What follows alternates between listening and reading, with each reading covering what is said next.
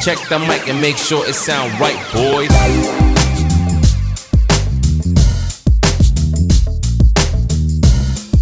Buenos días, tardes, noches, a la hora que nos estén escuchando. Esto es Analízame Esta, un podcast de Ciclónica, el podcast con el nombre más común y corriente que van a encontrar en la plataforma seguramente. De hecho, no he hecho, fíjense que no he hecho ahí el ejercicio, pero seguramente hay un chingo de Analízame Estas en YouTube o algo así. Bueno, el día de hoy vamos a estar platicando de un tema bastante interesante para la cultura latina, para la cultura mexicana, porque a muchos de nosotros crecimos viendo, nuestra niñera para muchos de nosotros fue la televisión, ¿no? Y crecimos viendo estas adoradas historias que explican mucho sobre nosotros y sobre cómo comprendemos el mundo. Hoy vamos a estar hablando de las telenovelas y en específico de las mujeres en las telenovelas, ¿no? Y para esto estoy, como siempre, con mi compañero de aventuras, Gustavo Burubel. Gus, un gusto tenerte por aquí. ¿Cómo has estado? Muy bien, camarada, muy bien. Y contentote de chismear un poco sobre nuestra niñera, ¿no? Nuestra educadora de los 90. Nuestra top educadora de todo el tiempo, ¿no? Sí, y también genial, ¿no? Porque tenemos una invitada, ¿no? El día de hoy. Claro, de hecho, para ahí iba. Y para estar chismeando sobre esto, también tenemos una invitada que ya me había tocado colaborar con ella también, en otros programas, de Ciclónica también. Y ella es Evelia Magaña, licenciada en Arqueología, maestra en Historia, y si no me equivoco está haciendo su doctorado también en Historia. ¿Cómo estás, Evi? ¿Cómo has estado?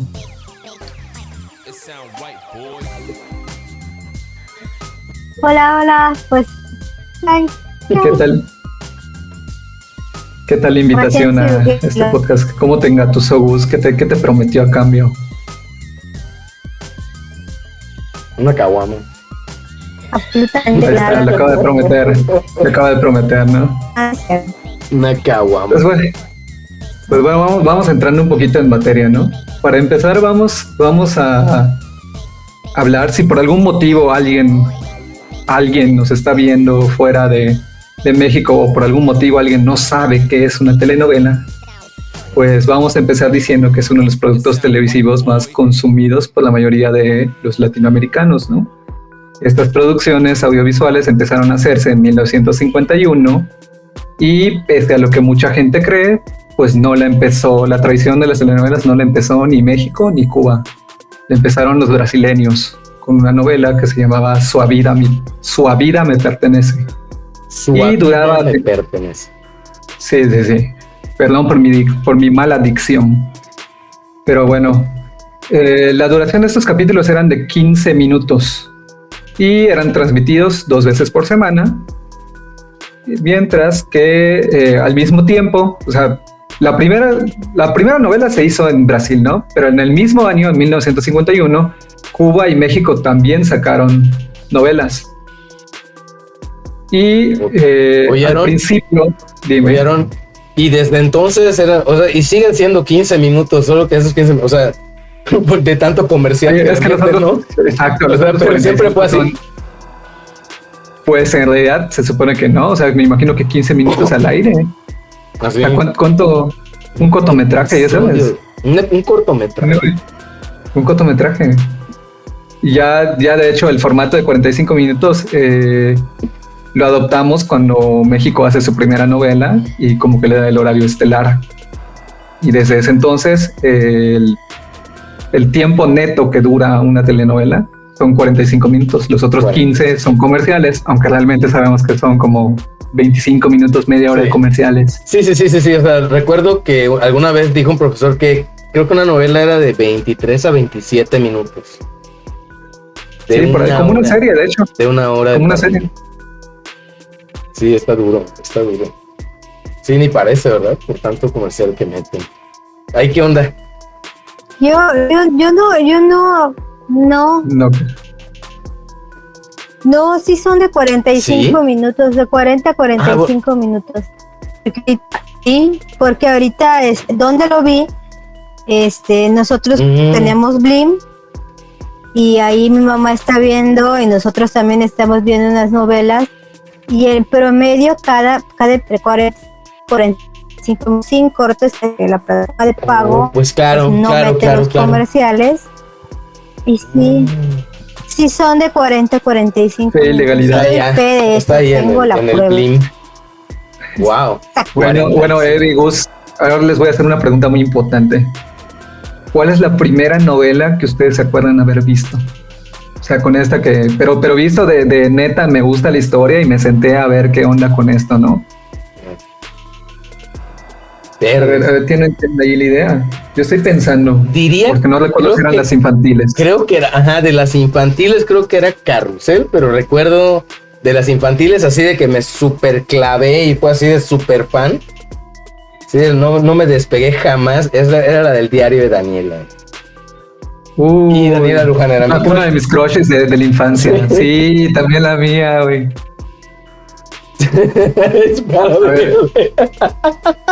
Tenía 10 años, o sea, tenía 10 años, era mi crush. Sí, o sea.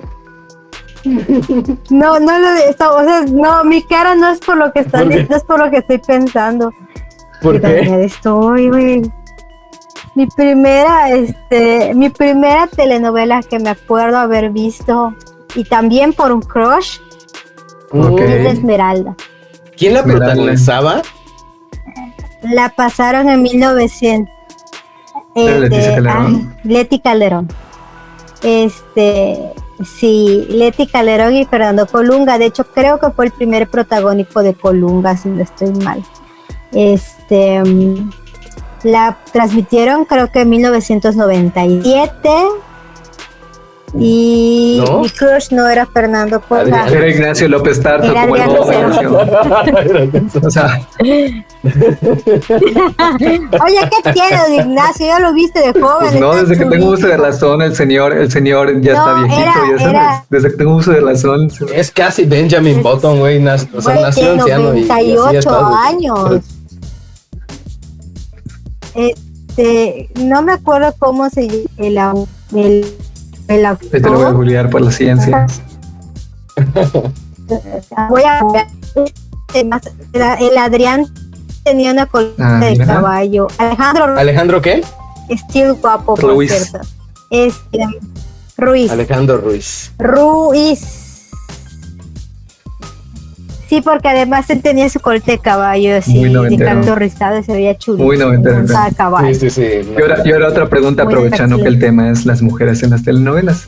¿De qué protagonistas de novelas se acuerdan ustedes?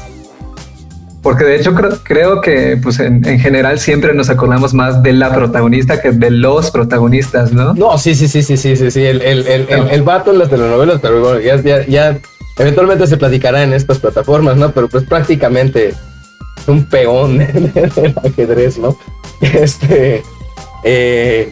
Pero yo recuerdo, ¿sabes? O sea, podría decirte como que una novela que vi y seguí porque mi tía en ese momento tenía como sus 15. Yo tenía como sus 20 años. Yo tenía como mis, 10, 11. Y era, ¿cómo se llama? Soñadoras. Muchachitas. Soñadoras. Soñadoras, ¿no? Sí, únete a la fiesta. Chavo Rookie.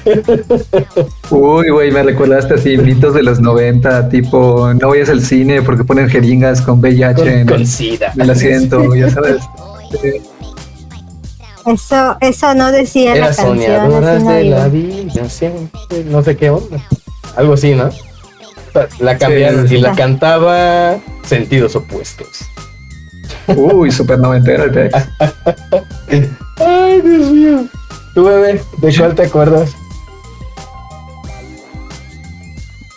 Es que se acuerdan un montón. Yo me acuerdo de los nombres de las protagonistas y de las novelas, no me acuerdo del nombre de los personajes, a excepción de Betty Pinzón, ¿no? De Beatriz Pinzón. Pero por ejemplo, sí, dinos. A ver, me acuerdo de Ariela Salazar.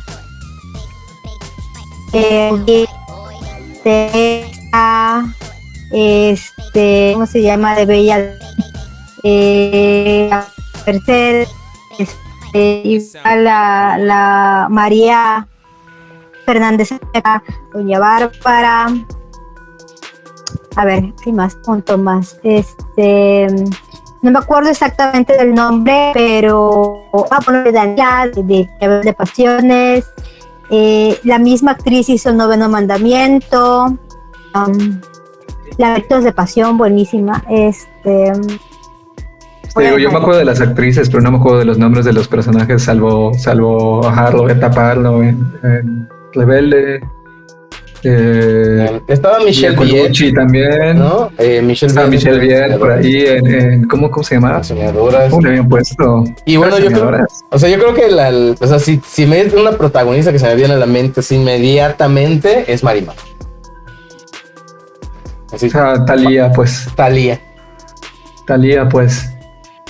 De hecho, María Mercedes, me acuerdo que me gustaba ver mucha una de TV Azteca que se llamaba Como en el Cine, y nunca entendí por qué se llamaba Como en el Cine, pero pues trataba de que básicamente esta chica tenía un cabaret, un bar, no sé bien qué era.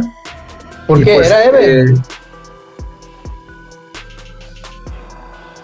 Era un cabaret, pero es que como en el cine era porque ellas querían ser citas, pero no, o sea, eran de esas chicas que llegaron a la ciudad queriendo ser, a terminar el cabaret, por eso se llamaba Como en el Cine. De hecho, lo que sí me acuerdo era que tenía discursos bastante novedosos para la época con respecto a cómo trataban a las personajes femeninas en varias novelas. O sea, hay cierto grado de empoderamiento para la época. ¿En cuál? Es una adaptación de Coyote Ugly. Oh, es verdad. De la película ¿cómo se llamaba? Tiene todo el sentido del mundo. Era Como en el Cine. ¿Ese era Como en el Cine?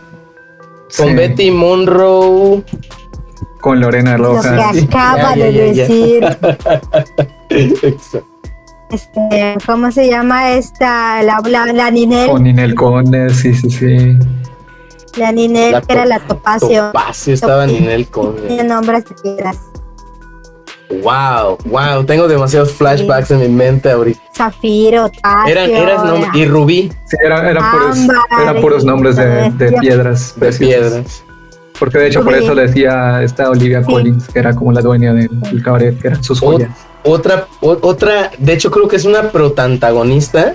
Sí, creo que el diamante se llamaba el cabaret de una mouse. El diamante. Unas que me acordé también. Era. Creo que sí, ¿Se acuerdan de Chiquinquirá? Ah, claro, Mi Gorda Bella, güey. Mi Gorda Bella. Chiquinquirá. Que era una telenovela que se transmitía por TV Azteca. Sí, era venezolana, creo. Era colombiana. Era una telenovela colombiana. Sí. Básicamente es como Betty la Fea.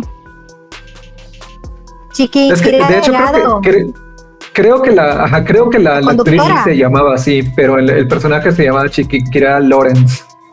Sí, Chiquinquirá Y Lawrence. básicamente era la misma historia que Betty la Fea, solo que en lugar de ser una mujer fea, entre comillas, para los estándares de belleza, etcétera, Ajá, era una mujer de talla grande, ¿no? Y entonces ahí giraba la trama, pues, ¿no? Pero bueno, antes de meternos a analizar todo este rollo, me gustaría hacer la observación que al menos en México, la televisión fue introducida bajo un decreto presidencial. Esto, pues, como que viene a evidenciar un poquito el trato que hay entre iglesia, Estado y medios de comunicación, ¿no? Entonces, lo que buscaba el gobierno mexicano era, a raíz de que decretan la entrada de la televisión, es básicamente hacer un proyecto de nación de cómo debe ser el mexicano. Y en ese cómo debe ser el mexicano, pues nos empiezan a reproducir ciertos estereotipos, tanto para hombres como mujeres, ¿no? Y entonces eso es lo que está medio denso. O sea, llevamos, ¿qué? 50 años, 60 años de televisión, más reproduciendo estereotipos, y por eso, pues no 70. Es de extrañarnos 70 años sigan. De televisión. Ahí está, mira, 70 años. Entonces les decía, no es de extrañarnos que tengamos ciertos discursos súper ultra conservadores, ¿no? que tengamos espacio para lo mocho en la televisión y para discursos que ya no operan en este siglo, pero que al parecer la televisión mexicana sigue como queriendo ahí introducir. Oye, Eve, aprovechando que andas por acá, o sea, esto del decreto presidencial es en los 50, ¿no? Más o menos. Sí. Inician. Entonces, bueno, algo que yo particularmente he comentado varias veces, ya sabes, es que, como que mucho de la identidad nacional está relacionada con la televisión mexicana. O sea, más allá de lo construido fuera de las aulas, ya sabes, o sea, fuera de la bandera y lo que se enseña en la SEP y todo esto. O sea, la reproducción, así como que de la diversión mexicana, o sea, como que es lo veo a través de la televisión, ¿no? Y era así, y ahorita como que me hace sentido que es el nacionalismo que se ha construido. O sea, está más arraigado a los relatos de la tele que a los relatos de la escuela. No sé si así sea. ¿Tú cómo lo ves? Es que sí, la tele vino cuando ya se hizo masiva la televisión, porque el hecho de que el decreto presidencial de los 50 no es casualidad, es porque ya se hace masivo el acceso a la televisión. Eso es algo que pues hay que dejarlo, pues tienen, ¿no? Para los 40, por ejemplo, creo que la televisión pues más o menos se inventa para ese tiempo. Todavía para los que del decreto en los 50, para los 60, aquí en Ticula había muy pocas televisiones. Abuelo tenía una y cobraba, creo que 2 o 5 centavos por ver la novela o por ver cine, algún programa. O sea, venían acá a la casa de mi abuelo. Bueno, y la televisión viene a suplir precisamente esta misión educativa que tenía el cine, porque se empiezan a aprovechar estos medios de opinión. Cine, por ejemplo, tuvo siempre esta misión de retratar lo bueno del can, ¿no? O sea, sí somos borrachos, pero o sea, cabrón, somos valientes. O sea, son borrachos, pero buenos muchachos, ¿no? ¿De qué Pedro Infante estás hablando? Se traspasa la televisión. No sé, Jorge Negrete. Con mis coplas no se metan, güey. pero sí es esta misión pseudoeducativa, y digo pseudoeducativa porque tiene una misión muy construir nación, hacer patria, ¿no? De hecho, por ejemplo, en el cine se llevan a cabo ciertas campañas para promover la vacunación, y luego en la televisión se mostraron algunos defectos que podrían traer algunas enfermedades atendidas, ¿no? Como el polio, y eso es pues importante. O el caso de la importancia de la alimentación de los niños, cuando ella se va y está el realengo y está esta gente malnutrida, sucia, y ven esta niña que es ciega. ¿Y por qué está ciega? Porque la mamá no se alimentó bien y mira cómo nació la niña. Entonces esta misión educativa nacionalista de una nación que hasta nuestro juramento, la bandera, pues está trazada la línea, pues se usan los medios de comunicación de masa para incentivar este proyecto. Wow. Sí, a mí me llama muchísimo la atención, porque luego, o sea, en esas reflexiones que luego se arman, andaba pensando a veces, ¿no? O sea, así como que, o sea, ¿por qué una manera de conectar con mis compas de otras partes de México es la lucha libre, ¿no? O sea, ¿por qué? O sea, lo que tenemos en común en sí como nación, o sea, lo encuentro en los 50 y no más atrás, ¿no? Y ya con eso que comentas, pues yo creo que me queda un poquito más claro, ¿no? Que se hace como que se tira la raíz, así como que el cimiento de la nación se construye en la educación pública, pero se reproduce a nivel mediático, ¿no? Sí lo podrías encontrar más atrás. El problema es que después el medio por el cual se hizo patria primero, después se privatiza demasiado. Claro, que son como los hasta hoy en día. periódicos. Claro.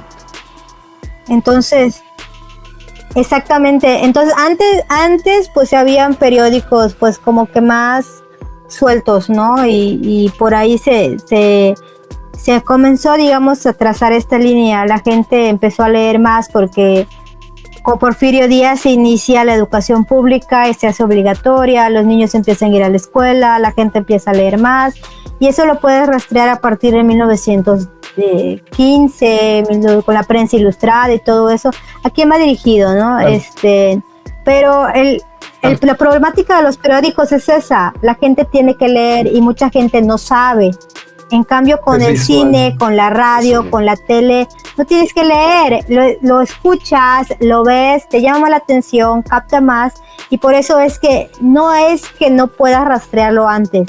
Es que en el imaginario cultural es más fácil asociar una imagen. Claro. Oye, no, pero precisamente lo que mencionabas, Gus, tiene que ver también con que los 50 es un parteaguas clave para México en muchos sentidos.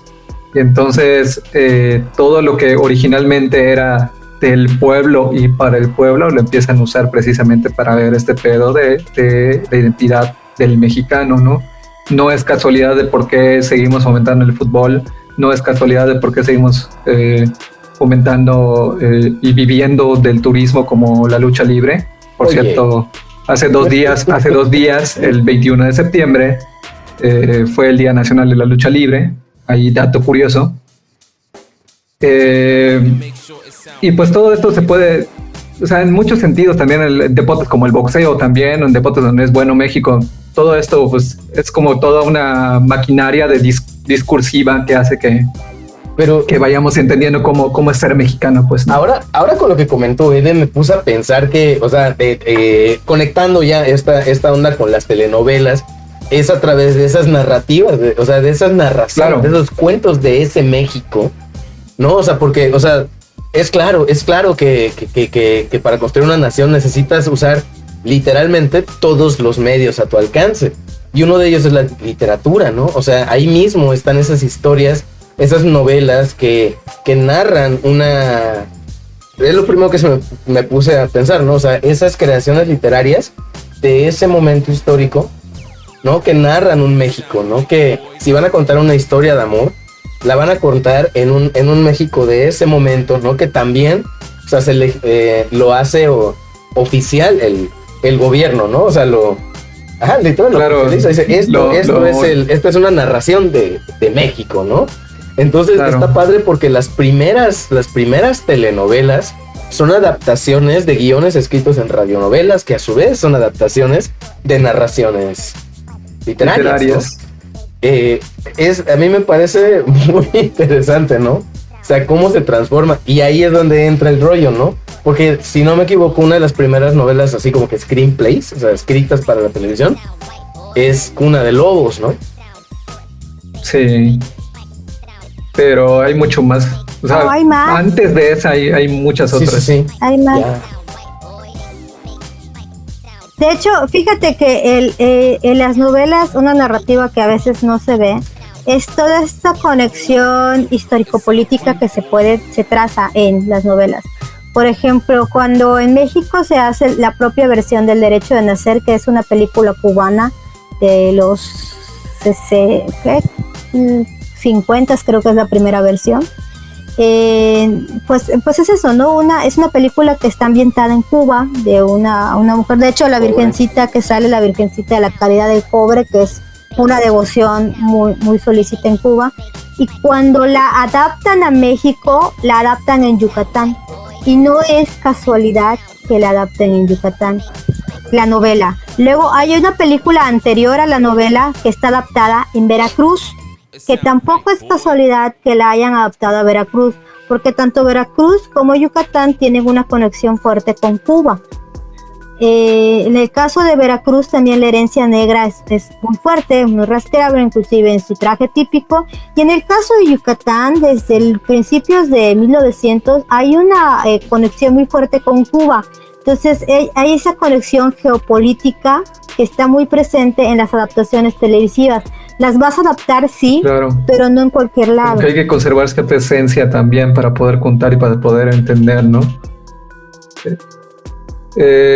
Claro.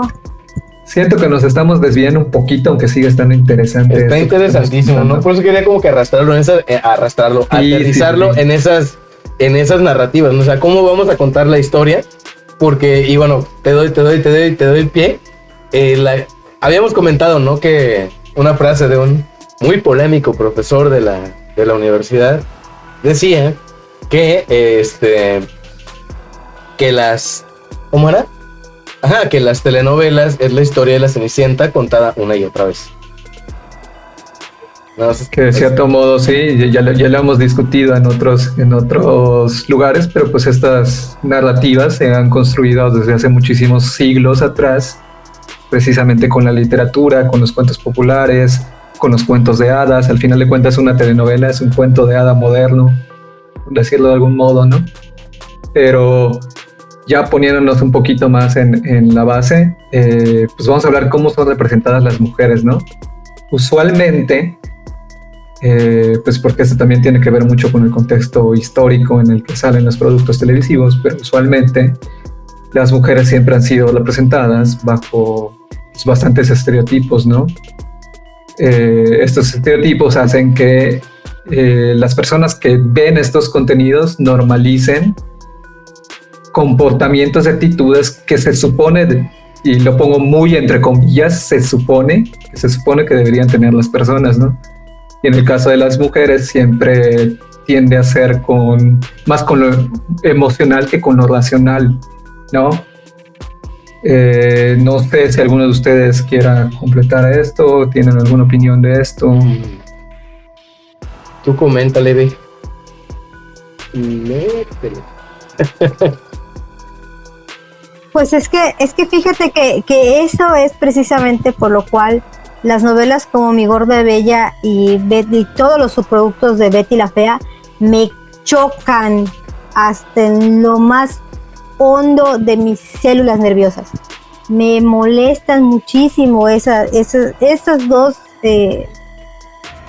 novelas, y las que vienen después me hartan, me chocan y me patean el hígado. Precisamente por ese... Se trabó la de cómo se ve una mujer.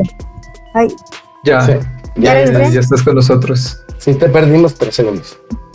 precisamente por eso de lo que debe ser la mujer, ¿no? En el caso de Leti y de, no me acuerdo cómo se llamaba la protagonista de Mi Gorda Bella, o sea, son inteligentes, pero tienen algún defecto físico que las hace poco agraciadas para la Claro. sociedad.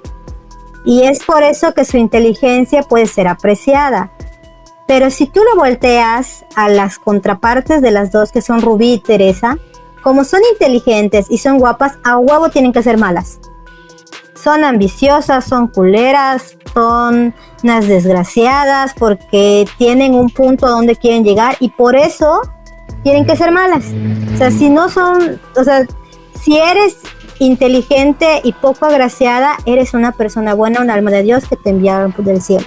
Pero si eres inteligente y guapa, eres una culera. Y así lo han plasmado, porque las villanas suelen ser muy inteligentes. Claro. Pero como son inteligentes, guapas, sexys, acuerpadas, diría la Rosa Aurora, tienen que ser culeras. Rosa Aurora es otro ejemplo. No es la más brillante de ahí, pero más brillante que María de todos los Ángeles sí es. Por ejemplo, algo que mencionabas que también hacía como que mucho... Pues ya reflexioné mucho acerca de eso en una clase de guionismo, era precisamente del caso de Betty la Fea, ¿no? Porque había muchos compañeros que me decían, pero ¿por qué? Si resaltan la inteligencia, que no sé qué. Y les decía, pues sí, pero ya te diste cuenta que hasta que estas personas no tienen el cambio físico, que es como lo que comúnmente llamamos el canon de belleza, no empiezan a ser reconocidas. O sea, ¿por qué?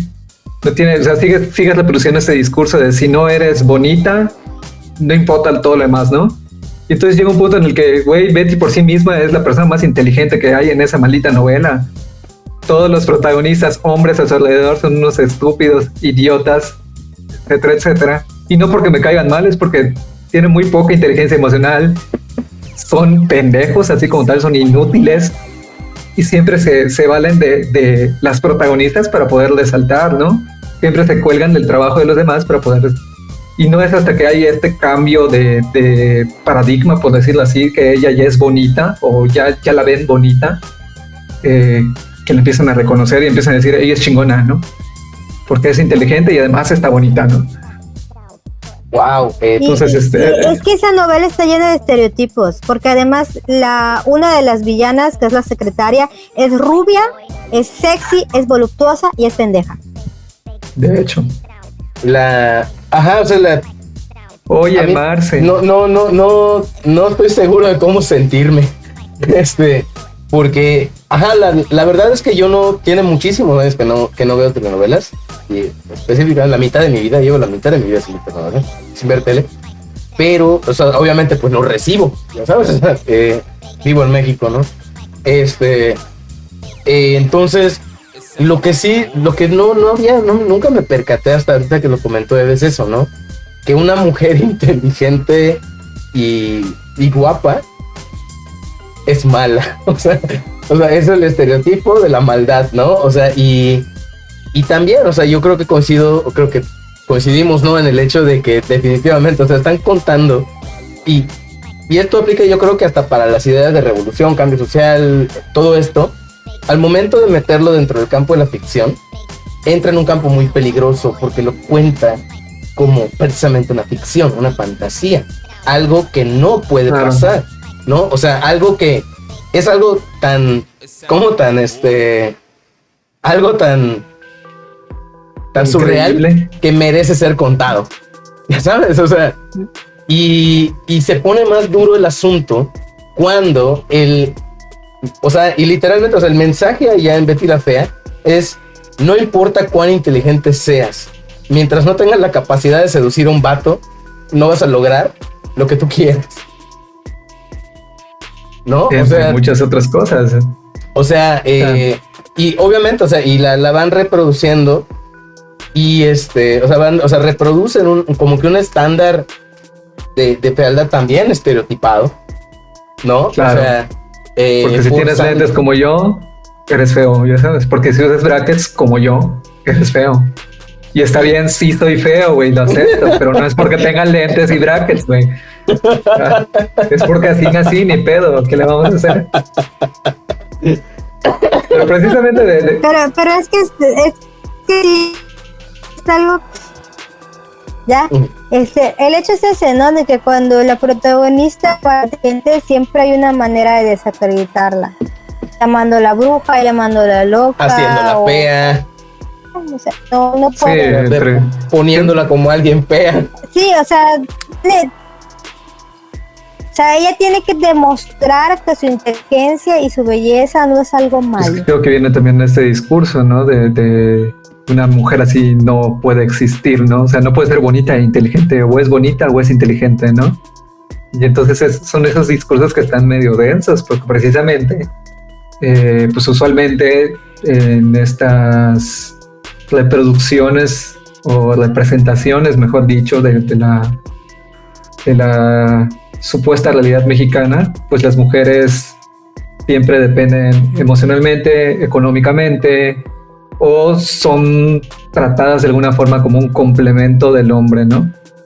Platicábamos hace unos días con Gus y con Walter que usualmente también en las novelas es el hombre el que tiene el capital social, pues el capital tanto económico como el estatus, etcétera, etcétera, y es la mujer la que escala en esa posición, ya sea económicamente o socialmente, al vincularse afectivamente con el hombre, ¿no?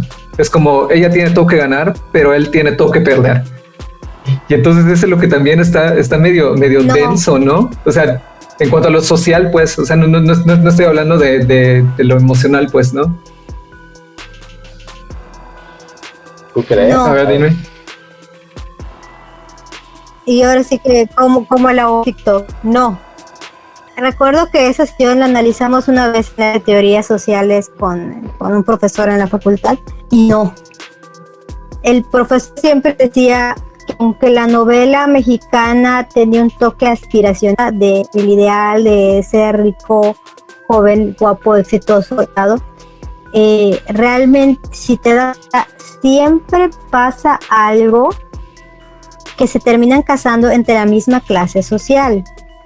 Siempre pasa algo que hace que la protagonista tenga dinero. Es hija de un pariente rico, o sea, su madre, se gana la lotería, optan por la persona, pero de alguna siempre termina teniendo dinero. La magia del guión. Pero siempre la magia del guión. En el caso de Esmeralda, por ejemplo, sucede que la de era ella, que era la realmente de los Peñalver, y la cambiaron porque estaba muerta. Luego sucede que no, estaba solamente nació con el bajo, porque estaba muerta. Cambiaron por el hijo de un campesino. El hijo del campesino es el que es criado como riquillo, y al final de cuentas el dinero es la individua.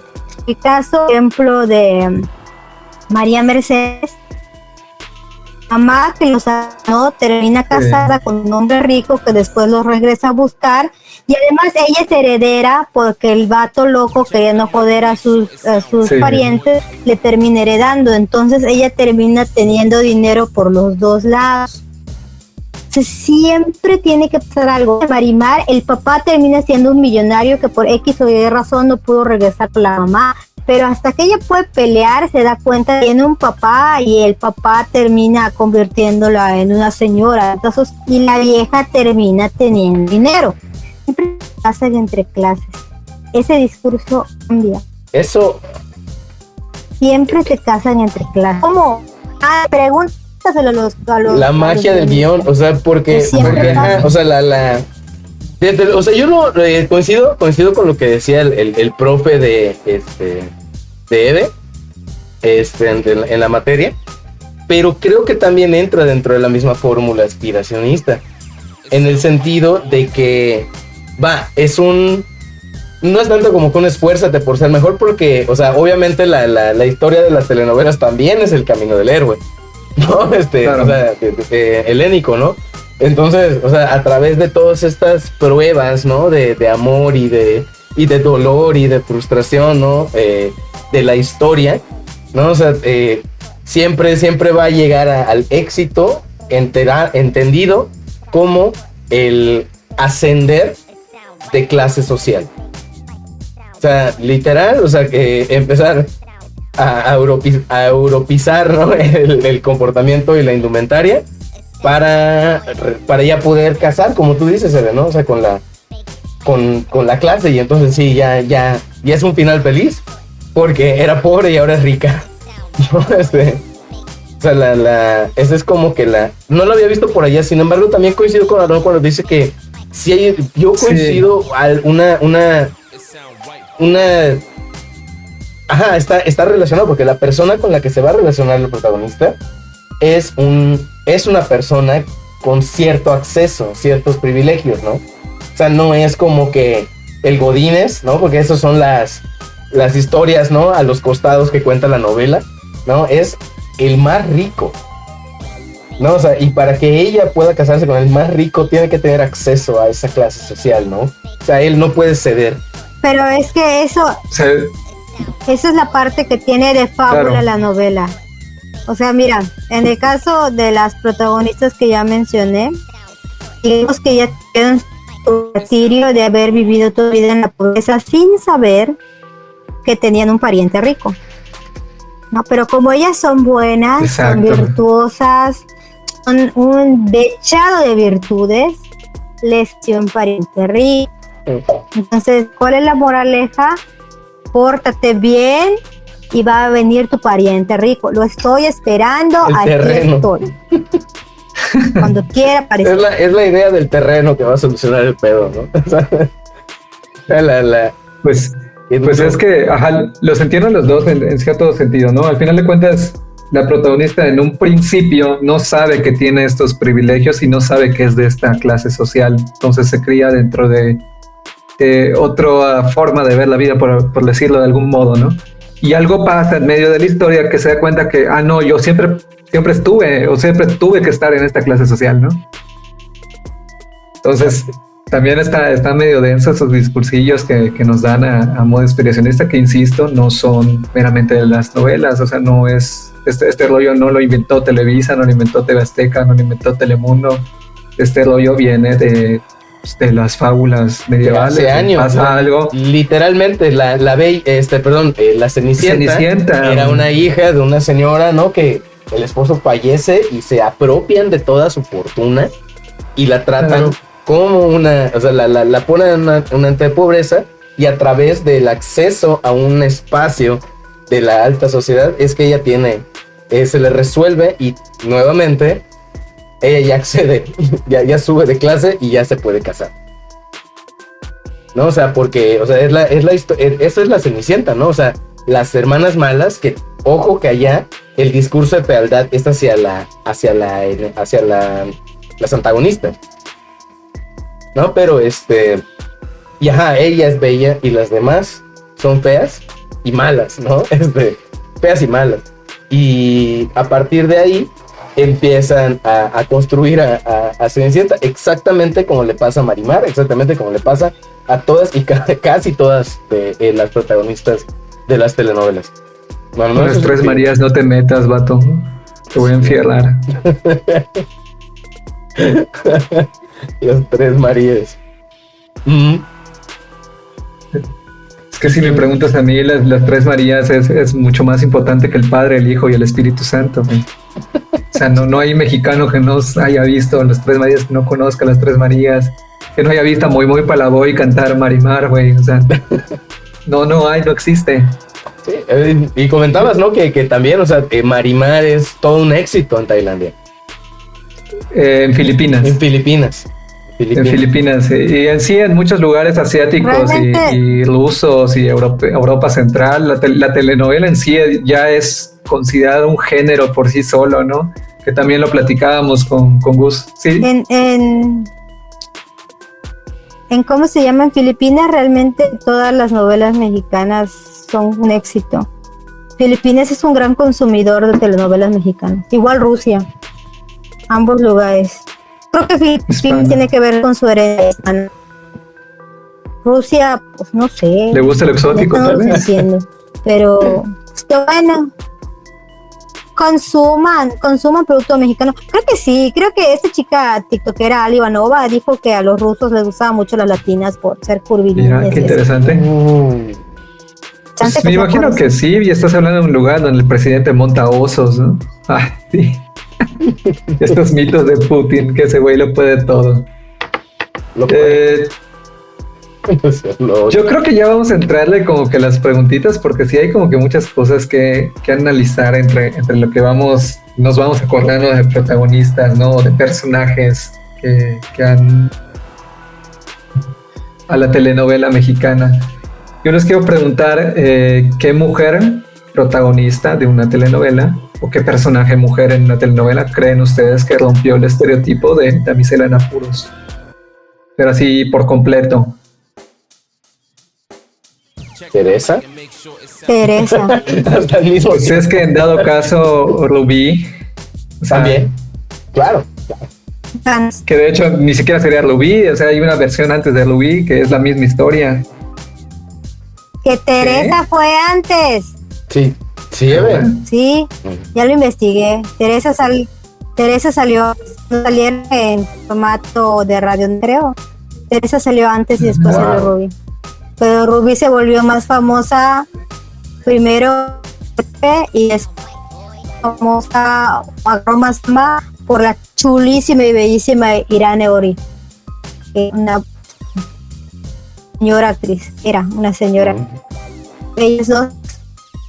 Y en su caso también la protagonista Laberintos de León, el estereotipo al estar sentirse enamorada de dos personas al mismo tiempo y que uno la había criado casi como su padre, entonces era como que muy historia, de hecho a punto de ser censurada. Y que la otra. Sí, ¿no? La de la Potra, ¿cómo se llamaba esta? ¿La de qué Puesta del por castillo? una- ¿Era qué del castillo? Como que empezó y ¿Lucero? no era que del castillo, no, espérate, chingado, se filmó aquí en Yucatán, en Temón, Ah, ¿cómo la se madre. llama? Pati Manterola. ¿Cómo se llamaba la telenovela que se firmó acá? Pati Manterola. Pati Manterola. Laberintos de pasión. Oye, Perdón, es no, que tengo pon déficit. atención. No, estoy acá, estaba No, revisando. apuesta por una. Pero Se llama eso romper el tipo leoso. o sea, como que siempre no, porque además es Televisa. O sea, yo creo que la mayoría Así de las es. que recuerdo son precisamente en TV Azteca, ¿no? O sea, esta de como en el cine para mí era como que muy disruptivo de alguna forma, ¿no? Uy. Ya sé Pero cuál. a la vez, o sea, es como sí, pero no, al igual que tengo sentimientos encontrados con Betty la Fea, ¿no? Que siento que sí hay rompe un poquito el estereotipo, pero al final termina siendo más de lo mismo, porque por este rollo que ya platicamos, ¿no? De mientras no quepas en el estereotipo de belleza y no puedes ser inteligente y no puedes hacer esto, ¿no? Pero creo que en su tiempo, de alguna forma, sí como que puso en la mesa la discusión de las mujeres también pueden ser inteligentes, las mujeres también pueden ser chingonas, ¿no? Algo interesante aquí, algo que rompe con esta lógica del acceso, de quién accede, es la maravillosísima, hermosísima Bárbara Basterrica Chavalurian, la coprotagonista de Amor en Custodia, en cómo se presenta la historia, ¿no? En el sentido de que, o sea, ahí quienes acceden a la clase social son los hombres, no las mujeres. Y eso cambia el paradigma porque la historia de fantasía se le están vendiendo a los hombres, ¿no? O sea, No, ¿tú crees? no, de hecho es lo mismo. Te están. Sí, porque si tú ya eres exitosa, joven y rica, puedes hacer lo que tú quieras. No necesitas buscar a un güey que te tenga. Ella ya tenía varo y pues por eso podía elegir con quién En casarse. cierto sentido. En cambio, sí, Claro, sí. no. Y ella es una chica caprichosa, superficial, Ale, mamona. hasta que medio la van estúpida. cambiando. O sea, sí tira el personaje cambia mucho. La vas cambiando. O sea, sí evoluciona muy bien. Pero para lograr el amor tiene que convertirse en una mujer virtuosa. Entonces viene siendo lo mismo. O sea, la guapa con varo tiene que cambiar para poder tener éxito en el amor, si no logra su recompensa. En dado caso, en TV Azteca, la que rompió y le rompió el alma a todos fue Mirada de Mujer. Ah, Una mujer mayor que se avienta a vivir su romance con un hombre mucho más joven que ella. 25 años más joven que ella. O sea, dirían por allá, ¿no? Sácate las babuchas, ¿cómo se llama? ¿Qué escándalo? ¿Cómo se atreve? Es un Ay, niño. no. Se persigna aquí todo el... Y en el caso, exacto, y en el caso de Amor en 2020, Custodia, Lin May con su novio de 27.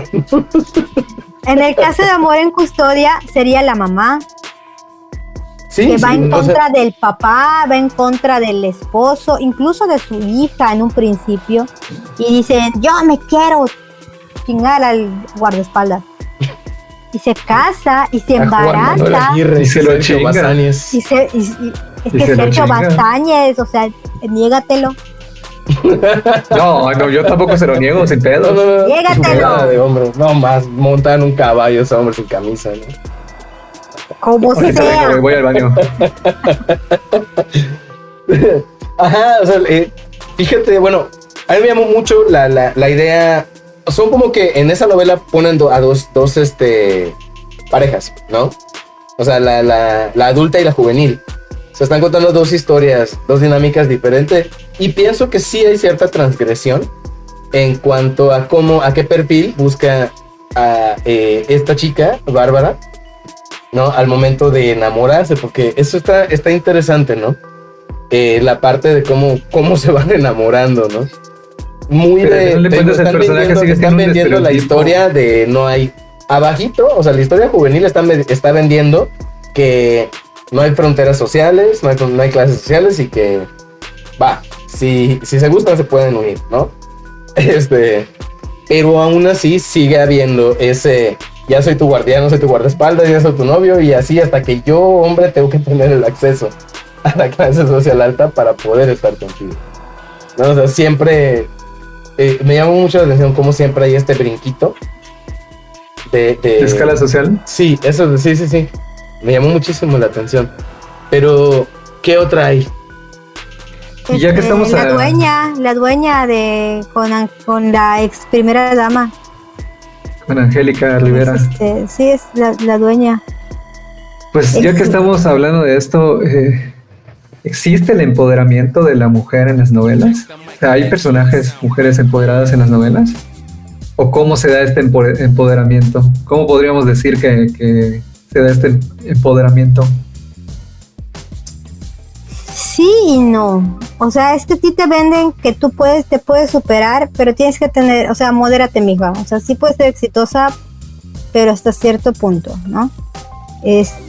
Porque, por ejemplo, en el caso de Teresa, que por cierto me caía mal su mamá, Doña Refugio, si está escuchando eso, recuérdesela a su madre 3 veces, me cae muy mal. Cada vez Qué bueno que se murió su marido. Usted se debió morir. En el caso de ella, por ejemplo, el hecho de que ella sea tan ambiciosa, ¿qué le decía siempre su chingada madre? Me das miedo, Teresa, por ambiciosa.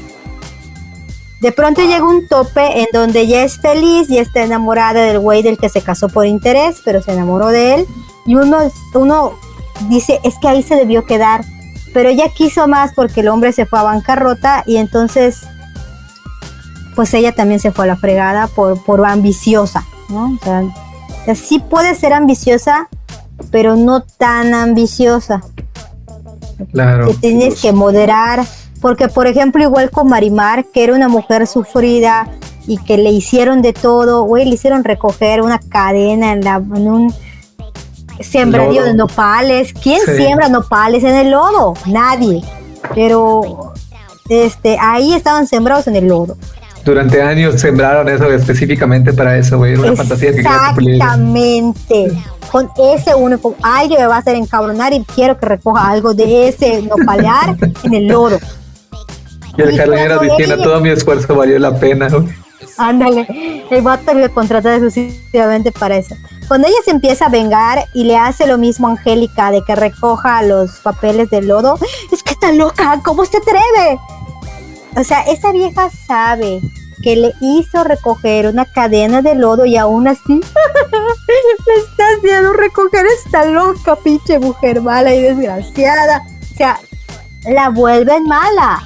Y cuando se recupera a su hombre y a su familia y a todo, cuando dice, no, sí, ya me pasé de culera, ya le voy a bajar.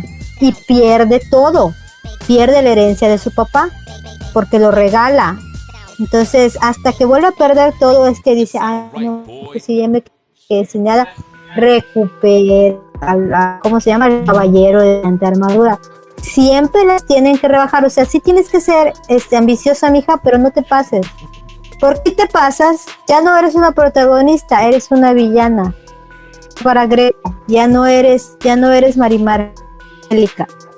Te vas a morir quemada en una escena muy mala. Te vas a morir quemada en una escena muy mal hecha. ¿Sabes? Vas a ser atropellado, te vas a romper, te vas a caer en un techo con vidrio en una escena muy mal hecha. Te van a atropellar en una escena mal hecha. ¿Sabes? Luis. Exacto. Van a caer los locos. Lo interesante es estos discursos que yo, bueno, lo que me llama la atención son estos discursos de empoderamiento versus bondad, como que son antagónicos. Sí, ¿no? O sea, es que lo son. No necesariamente en el sentido de que, o sea, no por empoderarme voy a ser un pelaná, ¿no? O sea, para la banda que no es de Yucatán, pelaná es como decir un mal pedo, mala onda, ¿no? Pero, ajá, o sea, Es cierto. Diles lo Sí, que de no. verdad significa. No, porque nos funan y se acaba Nos ya. ponen. Pero bueno, ya cambió su significado con el tiempo. En fin, ajá, esa relación que hay es un si se empodera, no puede ser buena. No, o sea, hay De hecho, una limitante, sí, hay una limitante en el que hasta aquí llega tu empoderamiento, porque si narrativamente, discursivamente, ¿no? Dentro de las necesidades de mi obra, necesito venderte como bondad. Y de algún modo la limitante, o sea, literal, o sea, si pasas esta línea, ya no eres buena. Y esa limitante es literalmente el tener que ceder regularmente ante el amor, ante un embarazo, ante una madre enferma, ante todas esas condicionantes relacionadas con las responsabilidades sociales de una mujer, ¿no? Responsabilidad sí súper entre comillas para la banda que está escuchando en Spotify, ¿no?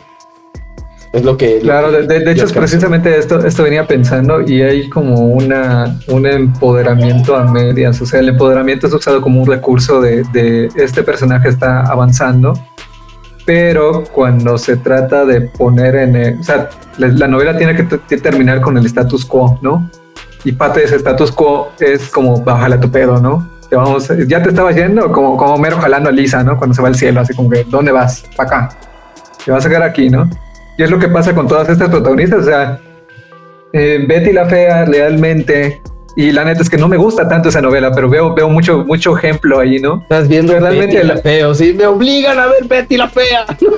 No, o sea, la vi en su tiempo y me parecía divertida, y hoy en día cuando la analizas, como en muchos sentidos la morra es súper empoderada, ¿no? Inclusive hay un momento en el que a ella no le importa cómo se ve, a ella lo que le importa es hacer bien su chamba, le importa ser inteligente, pudo haberse quedado con la empresa, etcétera, etcétera. Desde que llega es lo que quiere hacer. La onda es que pero a lo que voy es que te ponen a cambiar. Exacto.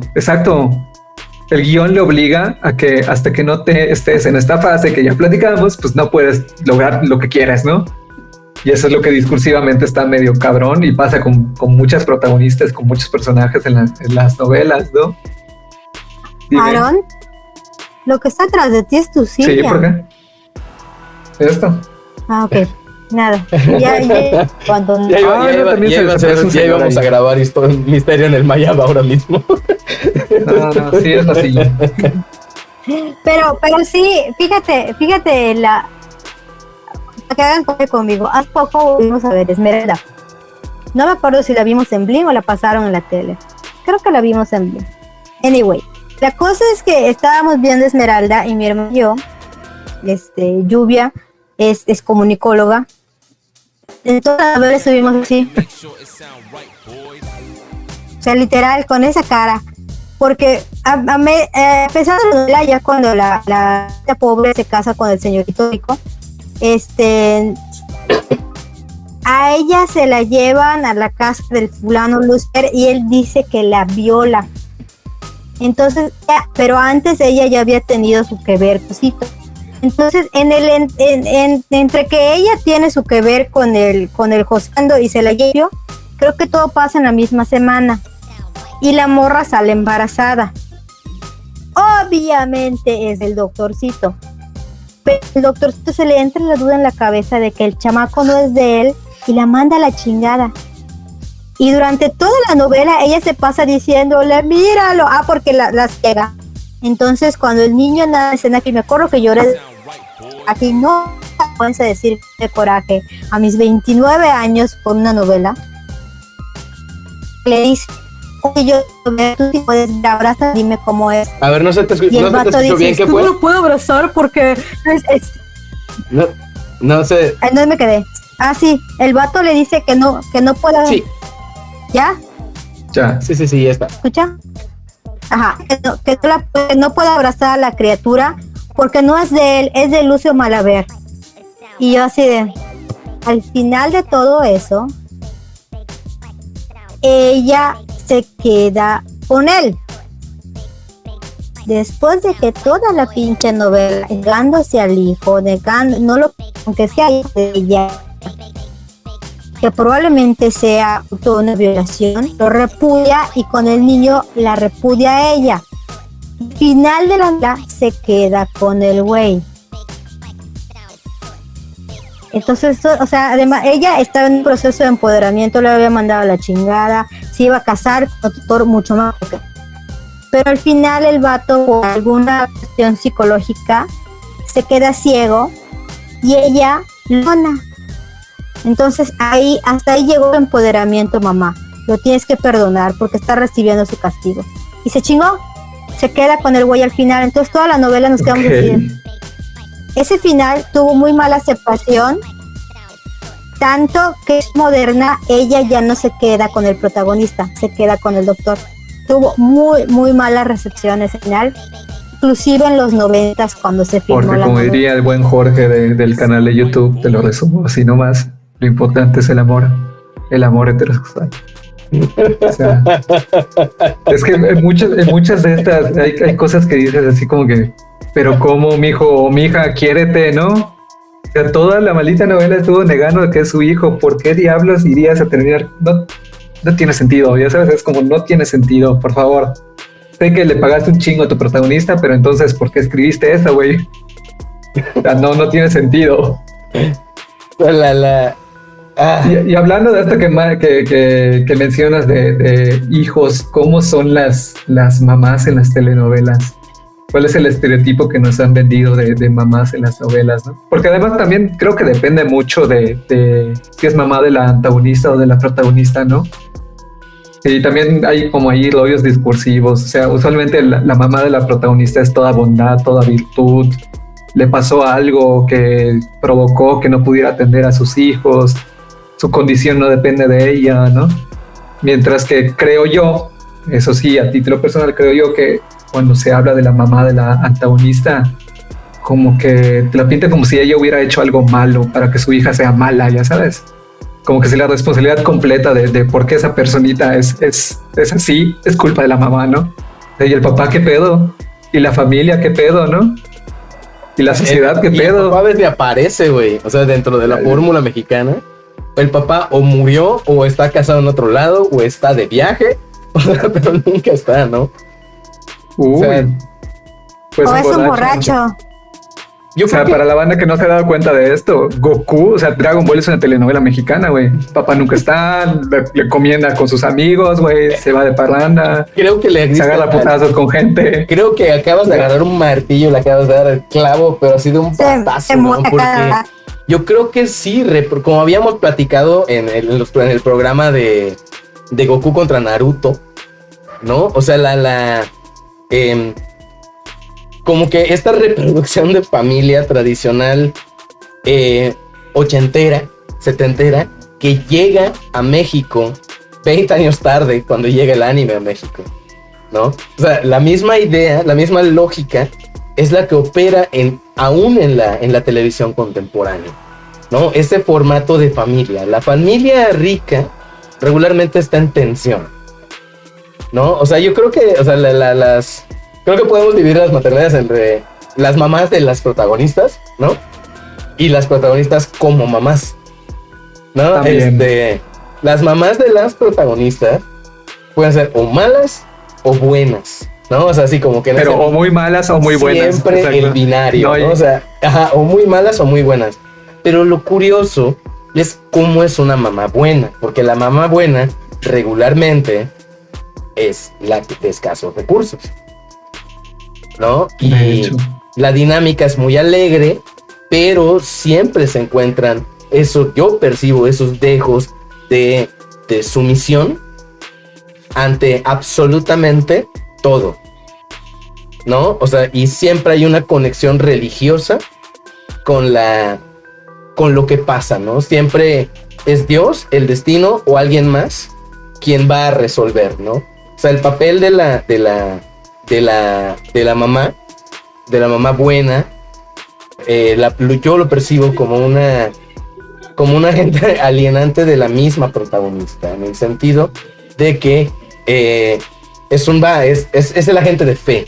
Y también considero, no sé si me vayan a apedrear por esto, pero considero que esto sí fomenta una ilusión matriarcal mexicana, en el sentido de que la mamá es buena en cuanto a que, o sea, el centro de la reproducción de la familia mexicana en las telenovelas pone a la mamá como un ente divino que aguanta todo. Entra la antropóloga a corregir. No Gracias. es matriarcal, es matrilineal. Matrilineal. Porque sigue siendo eso. Es una sociedad Patriarcal, así patriarcal es. porque la mujer tiene que hacerse cargo. Desde luego. Sí, Sí, ella es responsable del hijo salga. claro. Entonces ahí tienes Sí. una educación matrilineal, pero es patriarcal porque ella es la responsable de cómo el hijo salga. Sí. Entonces, el papá puede ser un Exacto. borracho, apostador, vividor, mujeriego, mal hombre, cabrón, un planardo de pies a cabeza, pero la responsable de salga es mamá. Sí, sí, sí. Y la prueba de eso está en Corona de Lágrimas. O sea, si quieres ver a una mamá mexicana estereotipada, lo que se dice mamá es Corona. Si no la han visto, véanla, ya sea la película con Marga López o la novela con Victoria Rufo, pero es que esa novela es una tremenda. Y si quieres ver, ¿puedo decir adelante. groserías o no puedo? Por favor. Claro, aquí hablamos francés, ¿Quieres con ver? mucho orgullo. A la si puede, ¿quieres ver a la Billy Hueputa como mamá? Puedes ver una de dos, o a Catalina Uy. Krill Un clásico. o a Úrsula de Yo no creo en los hombres. Esta mujer literal crió a un par de locos, asesinos, megalómanos, nómanos y adictos al sexo. ¿De qué novela es esa? A ver, O sea, todo. estoy interesado. Güey. Estoy interesado en eso. O sea, ¿en qué canal porno lo pasan, güey? O sea, ¿Cómo es? es Disneylandia Exacto. para los degenerados. Yo no creo en los Ok. hombres. Literal, véanla. O sea, ahí están los dos estereotipos que dice Gustavo. O sea, la mamá de los malos es literal la madre de todos los males. El protagonista es un bechado de Dios, un bechado de virtudes. O sea, esa pobre mujer hasta tuvo que soportar la vergüenza de que a su hija la hayan violado. Chinga. O sea, es una mamá, muy mamá. Y está la otra cabrona. O sea, ya, pues, sí, estos dos cosas muy demasiado fuertes. Y realmente en 70 años de televisión se le han pasado recordando a las mujeres que tus hijos Claro. son tu culpa, a las mujeres. de hecho, A los hombres, discursivamente, ¿qué? O sea, discursivamente, ellos pueden ir y ver. discursivamente, inclusive dentro de los discursos de mamás está, hasta en las novelas, está el eres mi cruz. Sí, sí, es cierto. O sea, un castigo que me Es que como me un castigo diviniza, divino. ¿no? Sí. O sea, un castigo que me hace un ser divino. ¿No? O sea, pues, yo Que de hecho eso también es otro discurso que pues no hemos platicado, pero que sí está muy presente en las novelas, ¿no? Esta cuestión de inclusive cuando son los hombres los que hacen el mal, es una mujer la que termina cargando con estos errores. En este caso la mamá, ¿no? y también una Es mujer decir, quien los purifica. Un hombre Además, cambia por una mujer. Ya sabes. O sea, Pero- bueno, eso pero es sí para el está- otro sí es- programa. No, pero sí está muy denso, o sea, sí está muy denso este rollo de Luis Miguel dice: un hombre busca una mujer. desconocida. Queda como Si lo loca dice- por la vida. Si lo dice el sol es porque es cierto. Es Y ahora a ver, vamos a hablar de las antagonistas. ¿Cómo son las antagonistas en las novelas y por qué son las antagonistas en las novelas, no? Para empezar, yo quiero decir una cosa y algo que venía pensando cuando Eve comentaba sobre Teresa y Rubí, que en esencia es la misma historia. Venía pensando que usualmente el término de lo malo viene vinculado a una mujer empoderada, una mujer que no le, o sea, que no es que desprecia a los hombres, pero sí los saca del status quo, ya sabes, no pueden conmigo, yo soy inteligente, yo soy bonita, soy pues puedo lograr cosas por mí misma, ya sabes. Y eso siempre lo pintan en todos lados como esa mujer hay que tener cuidado porque es mala, ya sabes. Y en el caso, por ejemplo, de Teresa, a mí lo que me textualmente, llamaba mucho... Textualmente, el opening de Teresa es esa hembra es mala. Exacto, pero lo que voy es que también eso era lo disruptivo, ¿no? Que te presentaban a la protagonista de la telenovela como la mala y realmente no es la mala, están contando la historia de una persona común. Ajá, o sea, y algo bien curioso es como si la antagonista está, ¿cómo se llama? Ajá, la antagonista te la van a presentar como una mujer ya exitosa. ¿Ya sabes? O sea, pues es que sí, pero no. Ajá, o sea, exitosa tal vez económicamente en el o algo sentido así, de que pero le falta algo, dentro de la aspiración, o sea, dentro de la idea de aspiración. No tiene amor, tiene seco el corazón. Exacto. Y ahí hay otra cosa bien dura, ¿no? O sea, tiene que aparecer un hombre para romper ese cascarón, ¿no? O sea, el único que puede hacer eso es el protagonista, ¿no? Por el que ella... En el caso... Ajá. En el hecho de que la antagonista logre redención, porque a veces es tan mala, pues ni modo hay que matarla. Sí, en un accidente automovilístico porque les fallaron los frenos en una carretera, en una montaña. O otra cosa que con las antagonistas, cuando no las pueden matar, es que las vuelven locas. ¿Era María Mercedes? ¿Era María Mercedes o María Albano? Sorayísima Montenegro, mano. María Mercedes.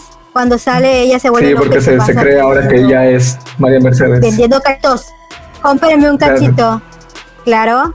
El caso de María del Barrio, Soraya estaba loca.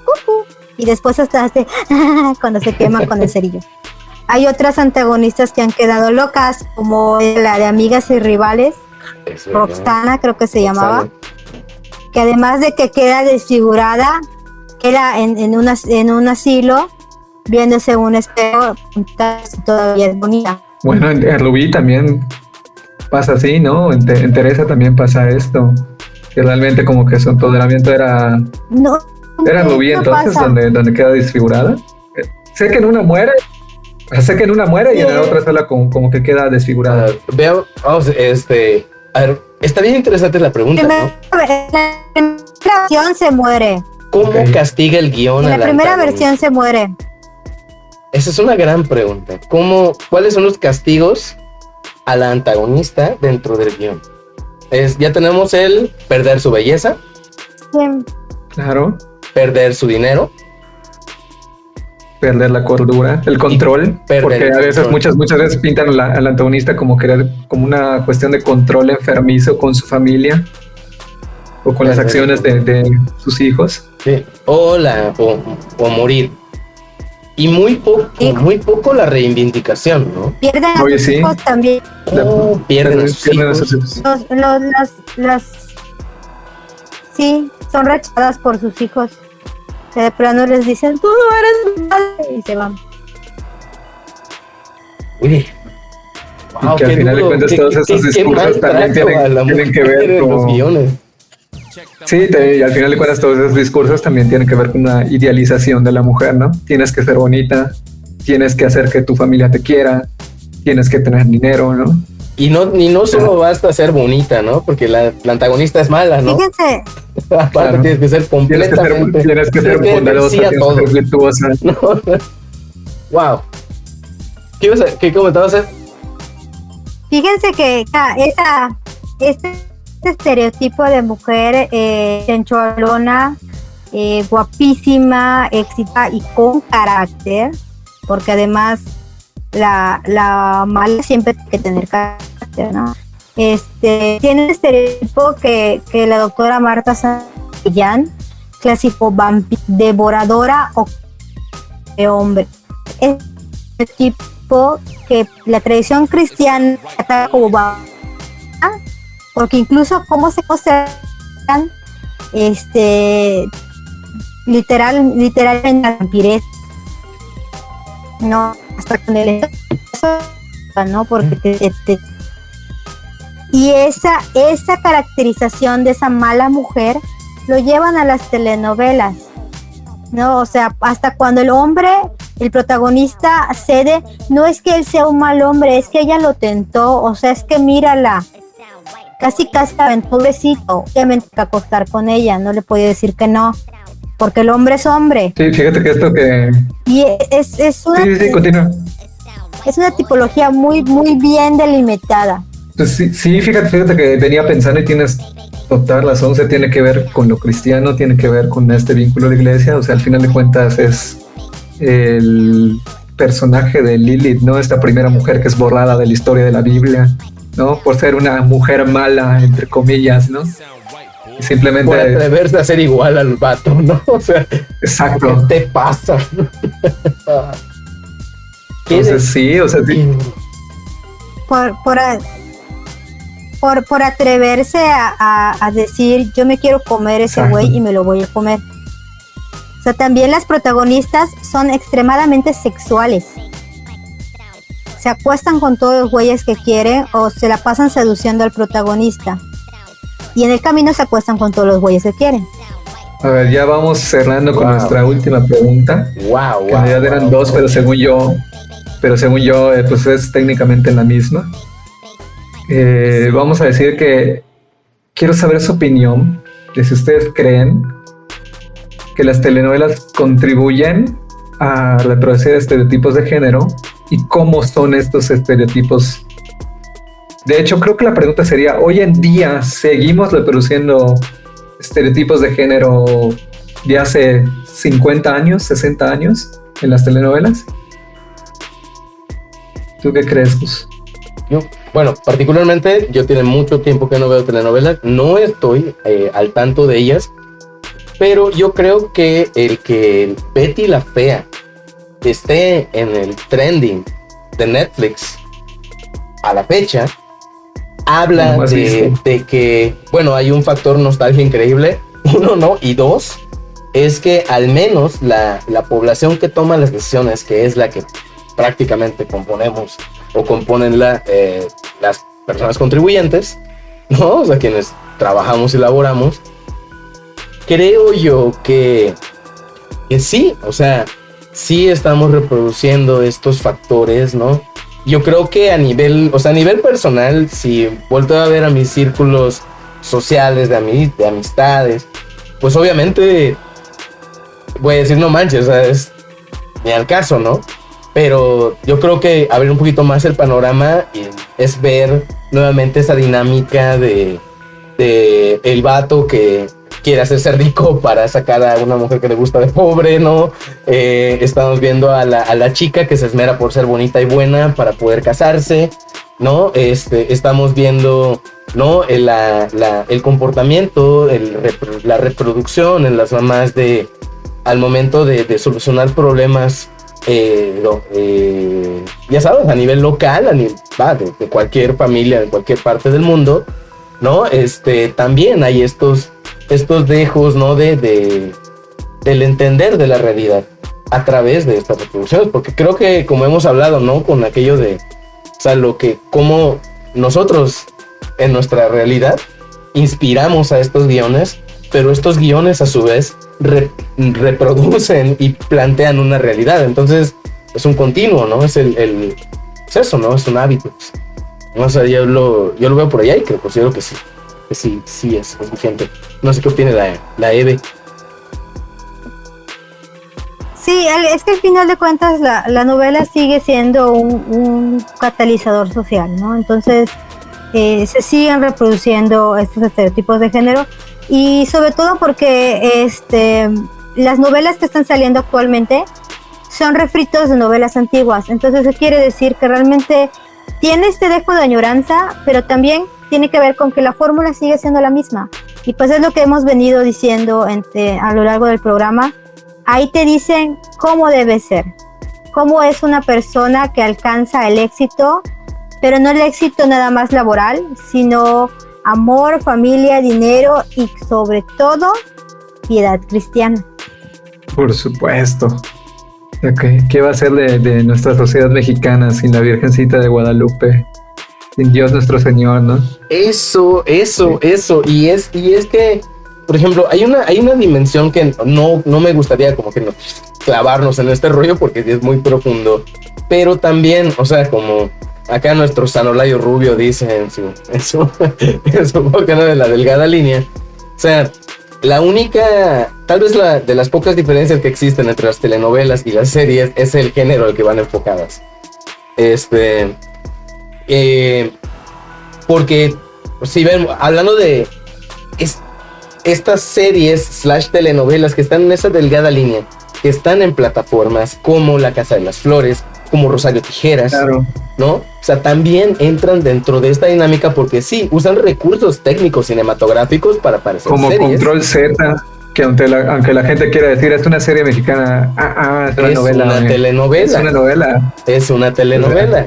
O sea, una novela para chavos, pero es una novela. Exactamente, y dentro de eso yo creo que Rosario Tijeras también entra dentro de no necesariamente, es transgresor, pero no necesariamente en un sentido positivo en cuanto es una novela. Sí. Es una novela. Ok, decía que inclusive con esa serie de los narcos como El Señor de los Cielos hay una manera de explicarlos, o sea, sí lo hacen pero por su familia, ¿no? Sigue esta lavadera de conciencias, yo sí le digo lavado de conciencias. Sí, pues miren, ya me toca a mí opinar. Y la verdad es que precisamente porque es algo que seguimos consumiendo en muchos lugares, obviamente creo que impacta a las personas que lo consumen, como cualquier otro tipo de producción, sea audiovisual, sea literaria, sea lo que sea, ¿no? Precisamente ahí va, porque no lo he dicho en todo el programa, pero es muy importante esta cuestión de educación para los medios, ¿no? Y es precisamente verdad, porque estamos hablando de estos programas en este programa, ¿no? Esa era la pregunta que nos faltó, mi estimadísimo Aarón, ¿no? La pregunta de ¿está bien o está mal ver telenovelas? Pues es que yo nunca les voy a decir que está bien, o sea, qué es lo que está bien o qué es lo que está mal, como ya dije en infinidad de programas. No, lo decíamos porque es siempre la pregunta para decir educación, Pablo. Sí, claro. O sea, yo creo que vamos a hacer un chiste de eso, ¿no? Así como que, oye, Aaron, pero no es una voz en off ahí de un chavito. Señor McClure, pero ¿está bien o está mal ver telenovelas? Educación para los medios. Pero, evidentemente hay que ponernos a reflexionar. Obviamente, Señor Aarón, tengo un amigo dice que de ver telenovelas es bueno. ¿Es un desquiciado? Casi. No, Jimmy, es un ignorante. Esta es una referencia a Simpson, banda. Si no sé. Yo siempre voy a estar a favor de que la gente y la banda consuma lo que quiera consumir desde la reflexión. Está bien ver Laura Bozzo, sí está bien ver Laura Bozzo TV, pero reflexiona acerca de esos discursos que te está poniendo Laura Bozzo. ¿Por qué en Laura Bozzo solo sale gente morena con aparentemente problemas económicos y nunca son whitexicans los que tienen problemas? O sea, ¿por qué? Porque esos salen Badabun. Porque esos no tienen problemas, según nuestra televisión mexicana, ¿no? Ser rico y exitoso no tienen problemas, güey, aparentemente. Y entonces hacer todo eso.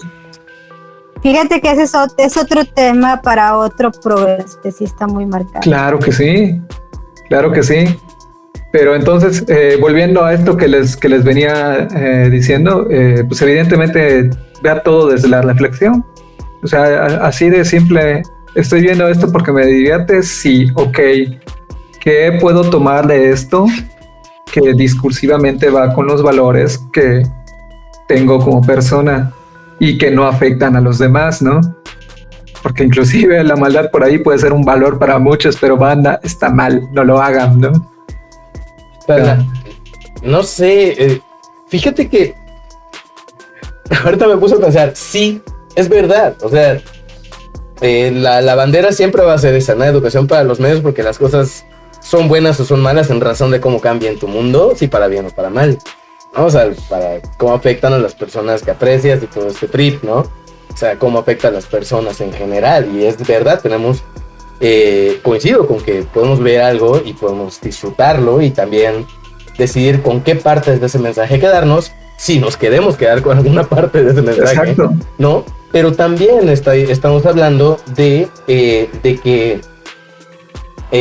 es una normalización de mucha sexualización, de aspiracionismo, de muchas reproducciones que, o sea, es literalmente, cuando decimos educación para los medios, es literalmente ir con Televisa, ¿no? A nivel México y Latinoamérica y decirle, güey, edúcanos de otro modo. Cuando al inicio de este programa dijeron, esto es un decreto. O sea, sí, es que ahí te das cuenta de que las historias que se cuentan fueron decretadas al principio. Entonces, y cuando nos damos cuenta que sí, pero ese uso de la televisión se quedó en los 70s y ya no ahorita. O sea, pero no, o sea, en los 70s sí se ha usado para legitimar ciertas cosas. O sea, es que no podemos hablar de algo o de, pero ¿dónde decirle a una persona, ¿no? O sea, no, lo que se tiene que hacer realmente, yo creo que es precisamente dejar de hacer eso. La televisión no educa y hay que dejarlo bien en claro.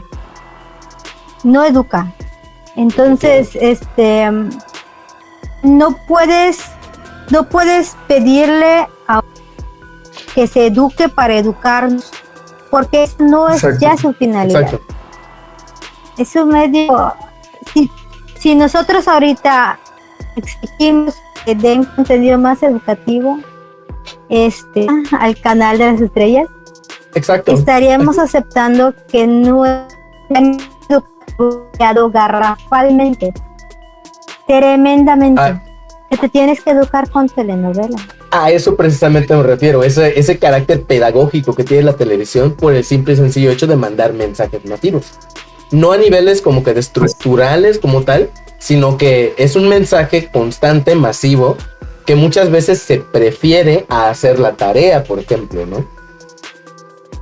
Pero es que ahí te metes otro rollo. O sea, entiendo tu rollo y el rollo es súper utópico. A mí me encantaría. Sí. O sea, me refiero a precisamente a cómo se dimensiona esa reproducción de esos relatos, ¿no? Pero bueno, a lo que voy, un ejemplo más o menos, tal vez, de lo que quiere decir Gus, es Netflix, por favor, patrocínanos. Esta mención no está pagada.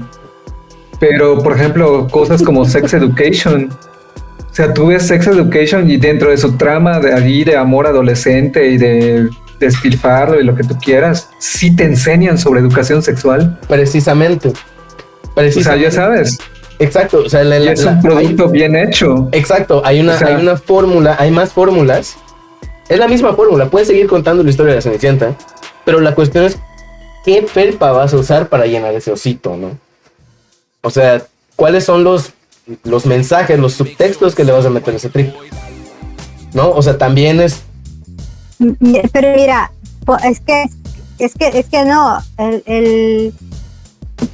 el guión de libertad creativa y no le puedes pedir que el más bonito porque tu hijito de 5 años y está... Claro. Desde luego. O sea, parafrasear a mi chulísima Cardi B, novela de niños. Claro. De novela para todos, que supuestamente son conscientes. Cardi B, yo estoy educando a mis hijos, educa a todos los tuyos, o sea, no... Exacto. Exacto, tampoco estoy diciendo que hay que cederle la estamos en 2020. Si alguien no tiene el poder ahorita del envío de medios masivos, es la televisión como tal, ¿no? O sea, ahorita ya hay en los últimos 10 años, Televisa ha perdido aproximadamente el 80% de sus ingresos. No, o sea, regularmente Televisa se está manteniendo de sus servicios privados. Televisa se está manteniendo del cuerpo de Chespirito, güey. O sea, literal, güey. Y de hecho creo que ya no, porque se pelearon con el hijo o una cosa así. O sea. Sí, algo así leí, ¿no? Pero, o sea, sí. También creo que está excelente la charla porque creo que estamos en ese punto en el que sí se están reproduciendo, se siguen reproduciendo esas historias, pero hay más alternativas de consumo de historias. Es decir, O sea, y esto es otra cosa que yo quería comentar. Tampoco estoy diciendo vamos a auditar a la televisión para que manden mensajes educativos, ¿no? No lo considero por allá, pero considero que también es importante como que abrir un poquito, ampliar un poquito el panorama que tiene la estructura, aunque siga siendo la misma. Y también dentro de tantas opciones, ¿no? Hay otro tipo de historias que se cuentan similares. La Casa de las Flores es una historia whitezican progre, que tiene los elementos de una telenovela, pero meten ciertas agendas y las integran para promoverlas, ¿no? Y a mí me parece adecuado, a mí me parece algo chido, pero no lo voy a esperar en Televisa, no lo voy a esperar en TV Azteca. Lo que estoy diciendo es que hay... Ajá. ¿Sabes? Creo que estoy haciendo por otro lado. Justamente esta semana se cumplieron, o sea, esta semana estuvo girando en redes el famoso discurso de dance de G Sniper cuando durar el rock el metal en Estados Unidos. Güey, estás hablando como tipo... No. Es que Gus es metalero, güey. No, igual no me estoy explicando. Ese no es tu cuerpo. A lo que me refiero es a... No, o sea, a lo que me refiero con lo que estoy diciendo es a cómo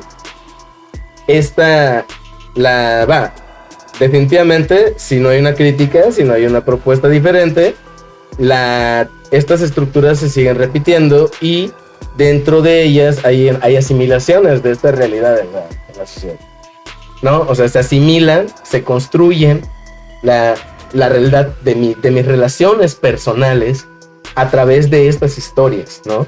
Y obviamente o sea, así como no podemos cambiarlas, hay que aceptar esto. También hay que aceptar que también perpetúen ciertos vicios sociales que se reproducen por las personas, ¿no? O sea, tampoco es que esté tan aislado, ¿no? Es un mensaje que ahí está y es algo constante. Hay muchísimas personas que construyen su realidad a través de esos discursos. Hay personas que creen que si fumas marihuana en el embarazo, tu hijo o hija va a nacer adicto a la marihuana, ¿no? O sea, hay todas esas narrativas que se adoptan como realidad. Y lo que estoy comentando es que es muy, muy bueno en el siglo XXI que haya alternativas a estas historias. Porque cuando nosotros estábamos en los 90, esa era la única realidad que teníamos. No, pero corrigiéndote un poquito, y hay muchas personas que siguen teniendo solo esa alternativa. Desde luego, y es precisamente eso, ya nos metemos a un tema de accesos y de realidades y de contextos sociales que no es que no nos guste platicar aquí, sino que no es el objetivo de este programa. No, vamos, si metemos eso, yo, o sea, exacto. Ya tengo hambre. Además que no es el objetivo del programa, ¿no? Pero sí entender un poquito que muchos de estos discursos también están perpetuados por los accesos, gente que no tuvo acceso a otra cosa que no sea Televisa, gente que desgraciadamente no tuvo acceso a educación para poder hacer la reflexión desde un privilegio que nosotros tenemos de tener formación universitaria, ¿no? Sí, pero... Entonces... sí está medio denso el asunto. Por eso no tenemos amigos, gente. De hecho, ahorita que se termina el programa, que ya estamos... Me voy a sentar a llorar. Nos vamos a mentar la madre entre los tres y nos vamos a bloquear en Facebook. Hasta la próxima semana que Gus y yo tengamos que grabar. Sure. Chale, no era mi intención sonar. Ahorita voy a hacer un poco. No era mi intención sonar fascista. Pero sí mencionar que...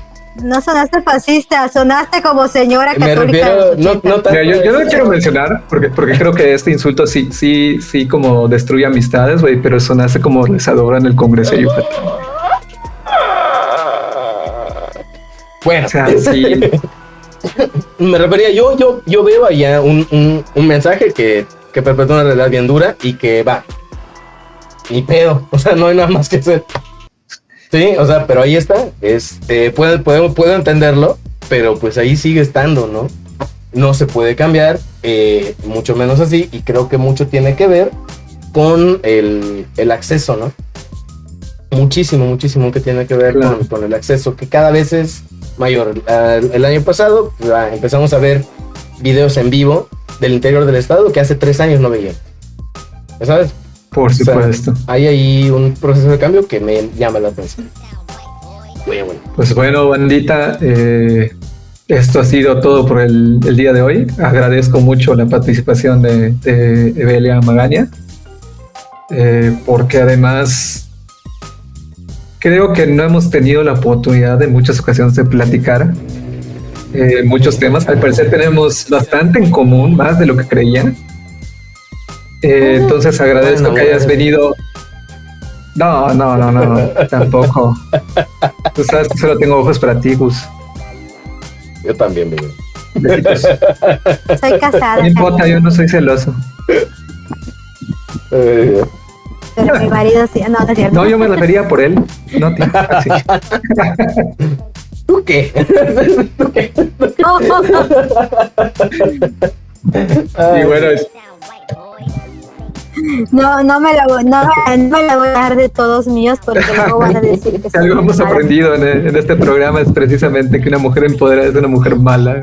Por favor, que nadie edite esto y lo saque de contexto. Hay muchas cosas que decimos acá que se pueden sacar fácilmente del contexto. Por supuesto que sí. Pues bueno, manita, nos estamos viendo la próxima semana vamos a seguir hablando de telenovelas. No me hubiera gustado dar este anuncio de esta forma, pero ya vamos cerrando como las Tres Marías. Vamos a hacer una trilogía de hablando de puras temáticas de telenovelas. Y el próximo episodio vamos a estar hablando de los hombres en las telenovelas.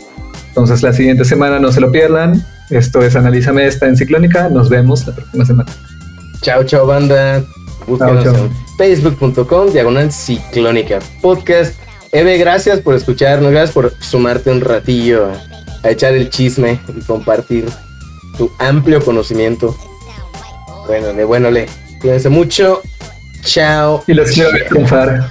Les quiero ver triunfar. Esa hembra es mala. It sound right, boy.